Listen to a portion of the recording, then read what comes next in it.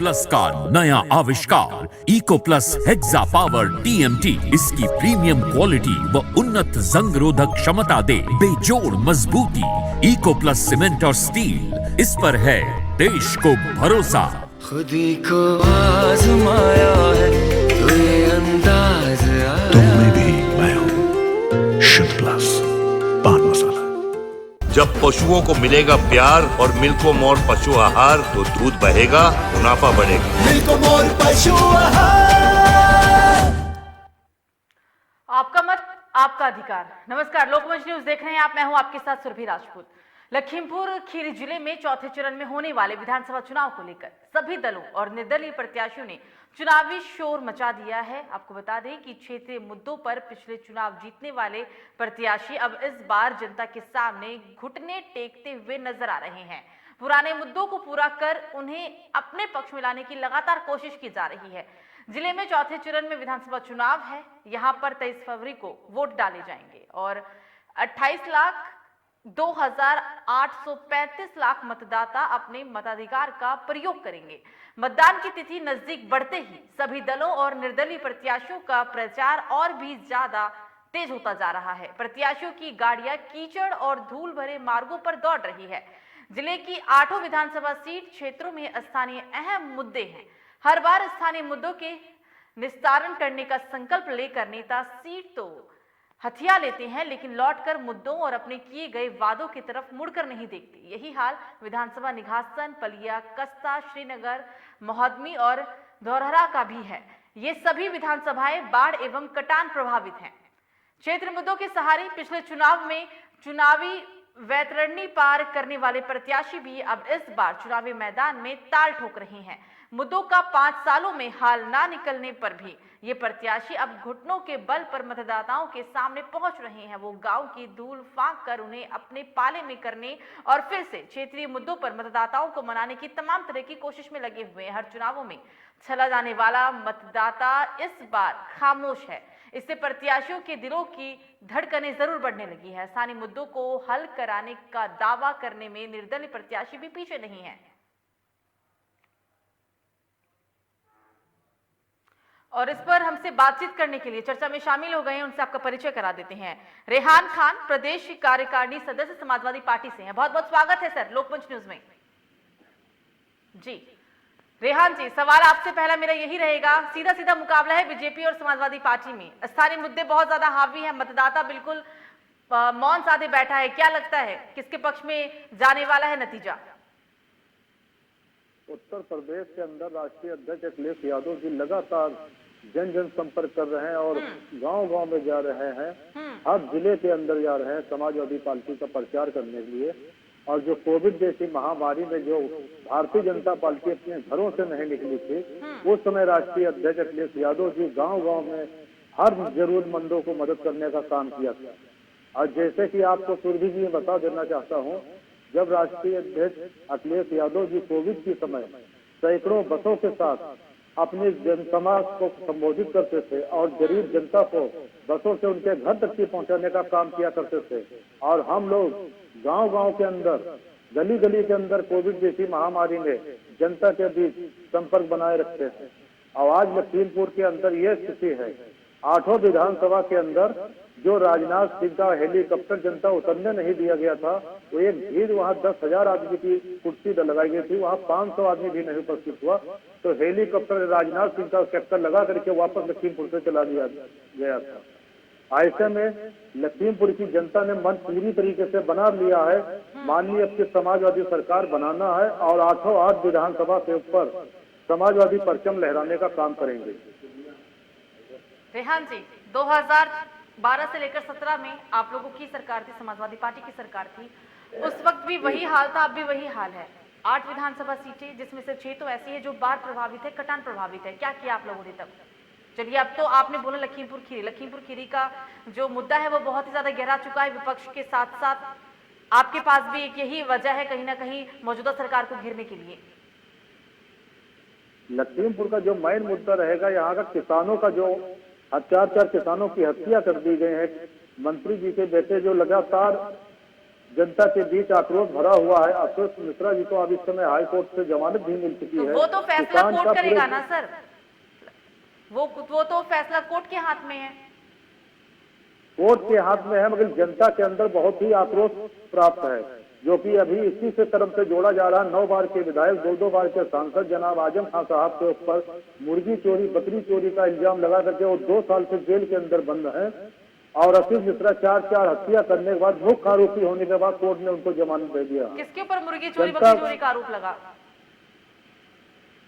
जी, किसके ऊपर आपने कहा ना मुर्गी चोरी बकरी चोरी का आरोप है, और बस इतने से ही गुनाह में वो जेल की सजा काट रहे हैं, और जो बड़े बड़े अपराधी हैं, जैसे आपने बोला भी, अजय मिश्रा का नाम लिया, वो खुले में घूम रहे हैं। कोर्ट ने 9 जमानत दे बार दी है। के विधायक है, 2 बार के सांसद है, मौजूदा सांसद है, उनके ऊपर मुर्गी चोरी, बकरी चोरी, किताब चोरी का इल्जाम लगा करके वो 2 साल से जेल के अंदर बंद हुए हैं।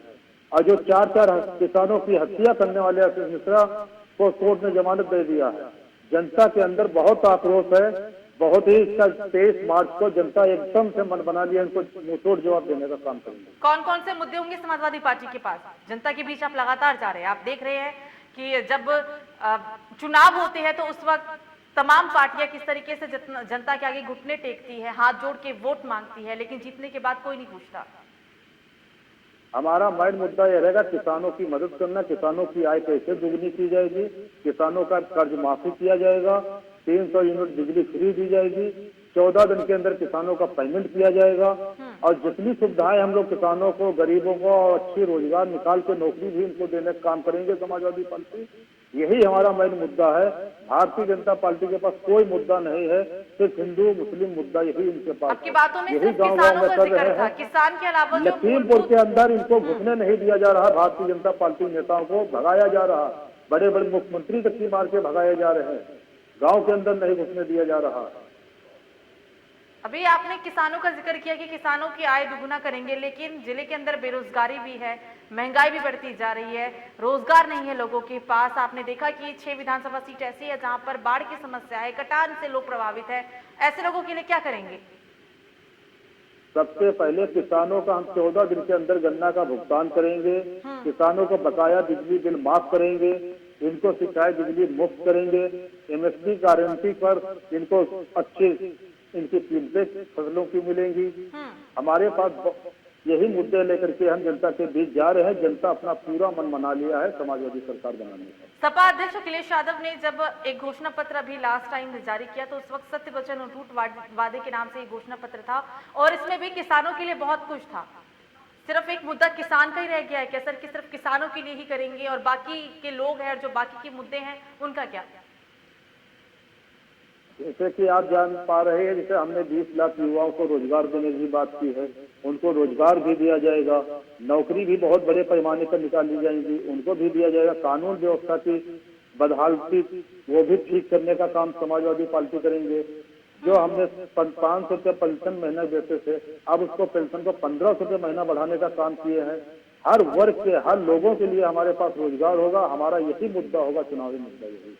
5 साल आपकी सरकार थी, 2012 से लेकर 17 तक आपराधिक घटनाएं उस वक्त भी होती थी। अपराध का ग्राफ क्या था सभी जानते हैं। रोजगार की आपने बात की कि अगर आप सरकार बनेगा तो हम 20 लाख युवाओं को रोजगार देंगे। 5 साल तक क्या आप लोगों ने इसके बारे में नहीं सोचा कि आपको 5 साल और चाहिए? और आप भी जानते हैं कि नेताओं के वादे सिर्फ हवाबाजी होती है, वो सिर्फ चुनाव के दौरान कई वादे, कई घोषणा पत्र, और बाद में कौन पूछता है साहब? समाजवादी पार्टी जो भी घोषणा पत्र 2012 में लाए थे, हमने जो लखनऊ आगरा एक्सप्रेस जो बनाया 23 महीने के अंदर भी भारतीय जनता पार्टी 5 साल बीत गए, कहीं पर 1 किलोमीटर भी उनका हाईवे नेशनल नहीं बना। हमारी जो व्यवस्था थी 100 नंबर डायल, उनको बाबा जी ने 112 कर दिया, जो कि सारी बसें इस समय गाड़ी उनकी कबाड़ा हो चुकी हैं। और जो हम लोग व्यवस्था करे थे 2012 में 18 लाख लैपटॉप देने का काम किए थे, कन्या विद्या धन योजना देने का काम किया था। भारतीय जनता पार्टी सारी तरीके से वो बिल्कुल चौपट करके रख दिया है। और पुनः सरकार में आएंगे, जो लखनऊ के अंदर एक मेट्रो, जो हमने मेट्रो जहाँ से बनाई थी, वहीं से एक भारतीय जनता पार्टी एक आगे मेट्रो नहीं, एक स्टेशन नहीं बना पाया, वहीं का वही काम रुका हुआ है। हर जगह हम लोग काम कर रहे हैं। गोरखपुर के अंदर बाबा जी ने कहा था मेट्रो बनाएंगे, वहां के ऊपर बिल्कुल जीरो है एकदम। वहां के ऊपर बरसात का जब पानी होता तो नाव वहां चलती है। हमारे जो समाजवादी साथी जो इतना भी विकास कार्य किया थे, उससे दुगुना लक्ष्य रखेंगे आगे उनका काम करने के लिए। मौजूदा सरकार बीजेपी की है और इस सरकार में कई सारी परियोजनाओं का लोकार्पण किया गया, शिलान्यास किया गया। उस वक्त आप लोगों ने बोला कि ये काम हमारा था, काम हमारा और नाम किसी और का हो गया, मतलब काम हमने किया, फीता काट रही है बीजेपी सरकार। ये अगर मान लीजिए आपकी सरकार आएगी तब भी बीजेपी वाले तो यही बोलेंगे ना कि हमने काम की शुरुआत की, काम हमने किया, लेकिन अब जब बारी आई श्रेय ले जाने की तो ये समाजवादी पार्टी ले जा रही है, यानी काम हमारा, समाजवादी पार्टी फीता काटेगी। फिर आप क्या बोलेंगे, क्योंकि आपके समय पे भी यही हुआ था। जितना काम समाजवादी का काम हुआ है, भारतीय जनता पार्टी बाबा योगी आदित्यनाथ जी उसका सिर्फ फीता ही काटने का काम किया है, नया एक कोई काम नहीं है। आप लखीमपुर से लगा करके दुधवा तक की देख लीजिए, सारी रोड पूरी टूटी पड़ी हुई है, गड्ढे ही गड्ढे हैं, जनता गिर रही है रोज, तराई तराई। ये आपके टाइम पे भी होगा सर, इसीलिए शुरुआत में ही मैंने कहा कि जो बाढ़ प्रभावित क्षेत्र है, कटान है, रोडों का क्या हाल है। अभी सभी बड़े बड़े नेताओं का काफिला गुजरता है यहाँ से, चाहे रोड पे धूल हो, कुछ भी हो, सब कुछ कर सकते हैं, साम दाम भेद दंड सब अपनाएंगे, लेकिन यही नेता तब कहा जाएंगे जब विधानसभा सीट जीत कर आ जाएंगे और विधानसभा में बैठ जाएंगे, तब कहा जाएंगे। बलिया विधानसभा के अंदर बाढ़ पीड़ित क्षेत्र इलाका है, जो शारदा घाघरा नदी आए दिन यहाँ के ऊपर आतंक मचाया करती है। अभी बाढ़ जो आई थी, किसानों का सारा गन्ने का नुकसान हुआ है, धान पूरा डूब गया था। भारतीय जनता पार्टी की सरकार है, 1 रुपये का कहीं किसी किसान को अभी मुआवजा तक मिलने का नहीं मिला है। और जहाँ तक कि मैं समझता हूँ, इसके लिए हम लोग आवाज भी बहुत उठाए, मगर प्रशासन ने एक किसानों की कोई मदद नहीं की। अब किसानों को सबको उम्मीद है समाजवादी सरकार आएगी, तभी सब किसानों का भला होगा। मतलब उम्मीद है कि समाजवादी पार्टी की सरकार बनेगी और तभी उनका समाधान होगा। लेकिन जो 2017 में उत्तर प्रदेश की जनता पूरा मन बना लिया है, समाजवादी सरकार लाएंगे, बाबा को घर भेज देंगे। ठीक है, 2017 का जो चुनाव था रेहान जी, वो एक तरफा था, हर जगह योगी लहर, मोदी लहर, अच्छे दिन आएंगे, लेकिन इस बार कड़ा मुकाबला है, क्योंकि पहले अखिलेश यादव ने जैसा कि कहा था कि गठबंधन करना पड़े, जो कि उन्होंने किया भी, छोटे दलों के साथ गठबंधन किया। 10 से ज्यादा ऐसे दल है जिनके साथ वो गठबंधन कर चुके हैं और मौजूदा सरकार को भगाने की पूरी तैयारी में है। अब वो तो खैर 10 मार्च को ही पता चलेगा नतीजे किसके पक्ष में होते हैं, लेकिन फिर भी कहीं ना कहीं अगर विपरीत नतीजे जाएंगे आप लोगों के पक्ष से, तब क्या कहेंगे? 2017 की जो आप बात कर रहे हैं, 2017 में एक तरफा मामला था, जनता को उन्होंने गुमराह करने का काम किया। हर साल 2 करोड़ रोजगार देने का वादा किया था, सबके खाते में 15-15 लाख रुपए डालने की बात किया था, मगर वो कोई वादा उनके पूरे नहीं। जनता, भोली भाली जनता को इन लोगों ने भारतीय जनता पार्टी गुमराह किया है। समाजवादी पार्टी जो वादा करती है वही काम करती है और गुमराह जनता को नहीं। जनता ने पूरा उत्तर प्रदेश में इस बार मन बना लिया है समाजवादी सरकार बनाने का। जैसे कि पश्चिमी उत्तर प्रदेश के अंदर अभी 58 सीटों पर चुनाव हुआ है, उसमें समाजवादी 50 से 55 सीट जीतने का काम कर रहा। बाबा जी का माथा इस समय ठनक गया है। अब वो कहीं कह रहे हैं निकाल देंगे।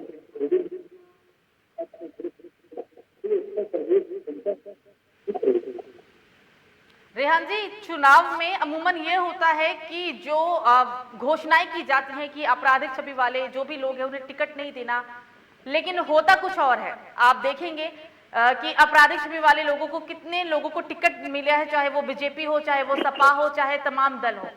जब ऐसे लोग विधानसभा में बैठते हैं, जब जीत कर आते हैं, तो क्या समाज में संदेश जाता है और क्या समाज के लिए वो काम करते हैं? शायद इस बात से अनजान आप भी नहीं है और मैं भी नहीं हूँ। ऐसे लोगों का क्या? आवाज नहीं आ रही है रेहान जी, आवाज नहीं आ रही आपको मेरी? जी बोलिए जी रेहान जी, प्रश्न आपने सुना या एक बार फिर से दोहराऊं? जी दोबारा। जब चुनाव आयोग ने चुनाव की तारीखों का ऐलान किया तो इसमें स्पष्ट रूप से कहा गया था कि जो भी आपराधिक छवि वाले लोग हैं उनको टिकट नहीं दिया जाएगा, लेकिन ऐसा हुआ नहीं। कई सारे आंकड़े निकाले गए, उसके मुताबिक चाहे वो बीजेपी हो, चाहे वो सपा हो, चाहे वो तमाम दल हो, उन लोगों ने आपराधिक छवि वाले लोगों को टिकट दिया। लेकिन जब यही लोग विधानसभा में बैठेंगे, जीत कर आएंगे, प्रत्याशी से विधायक बनेंगे, तो ये समाज में क्या संदेश जाएगा, समाज के लिए क्या काम करेंगे? जी मैम, आप बोलिए, आपकी आवाज अब आ रही है। रेहान जी, आवाज आ रही है आपको मेरी?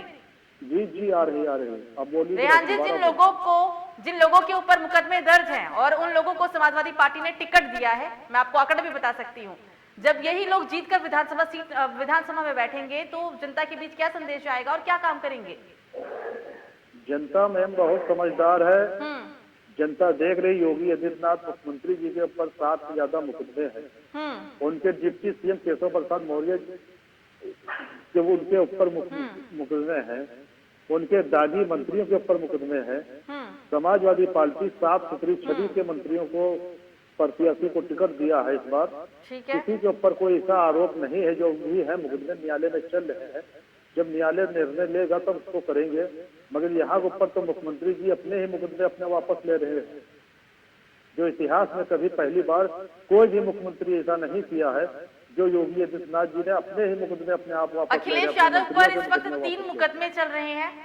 जब योगी आदित्यनाथ पर जब समाजवादी पार्टी की सरकार थी तो उस वक्त 2 मुकदमे थे, लेकिन जब बीजेपी जीती, मुखिया बने, तो वो मुकदमे वापस ले लिए गए और मौजूदा समय में अखिलेश यादव पर 3 मुकदमे हैं।